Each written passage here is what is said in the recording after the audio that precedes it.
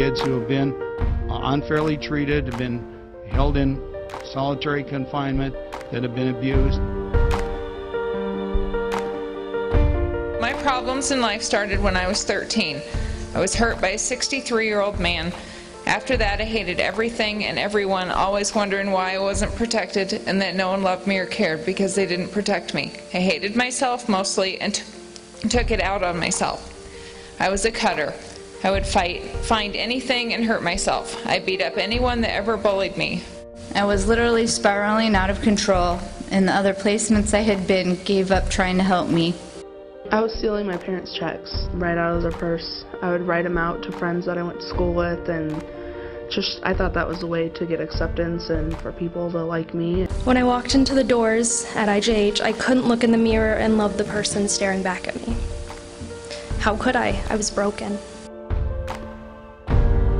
The Iowa Juvenile Home changed my life. They enforced a bunch of groups that helped me get through my problems that I needed to get through, which is drugs, alcohol, running away. They created a stability for me that I didn't have before.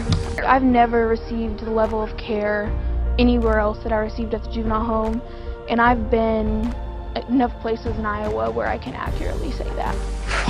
I met girls who were at the Iowa Juvenile Home for over a year. I met girls who had been to IJH once but had to come back again due to their behaviors. IJH was the third treatment facility I resided at, and IJH was different. I spent a lot of time off and on in isolation, which was all on me. I was a great danger to myself.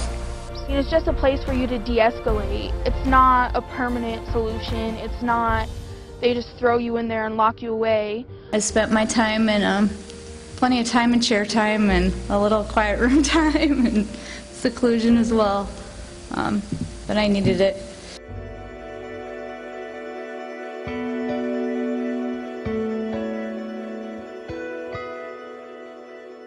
Now out of the home for less than a year, Reasoner has a job, graduated from high school, and is planning to attend college in the fall. She attributes her success to the staff at the Iowa Juvenile Home, people she says changed her life. Chelsea, you possess many skills that will serve you well in the future. I wanted to focus on the positive things of what you were doing. I've never seen a more dedicated group of people. I can call them up and say, hey, I'm having this problem, what should I do? And they still help me to this day. After all this time, they still hadn't given up on me. They still believed in me, and they really did want me to succeed. This is where my life changed. IJH taught me so many things. Among those many things, value myself. Taught me how to deal with my anger, taught me how to get through abuse in the past. I felt like I belonged somewhere. I was needed and valued. The staff and girls in my home became my family. I received my GED there, and without them helping me, I wouldn't have been able to. I was corrected, redirected, educated, nurtured, and challenged. I witnessed girls coming into the Iowa Juvenile Home with a very poor attitude towards receiving help. I also witnessed some of those same girls in tears when they found out that they would be soon discharging. Tears of both sadness and joy. Yes, they were moving on because they had accomplished great things at IJH, but they were also leaving behind a chapter of their lives that made them who they are. I feel like closing the juvenile home is taking out one of the most viable options for treatment in Iowa, and it's going to affect a lot of future kids with behavior issues. I think I'd probably be in jail or on the streets somewhere. If I did not go to IJH, I would probably be in prison or be dead by now. I'm 26. A mother of 2, and I'm currently in college studying criminal justice. I left IJH and started my own family. I spent most of the next 23 years being a stay-at-home mom. We became foster parents for a couple years and got to foster an amazing teenager who is now all grown up. IJH did not change me, the staff did. They never gave up on me, so thank you, IJH staff.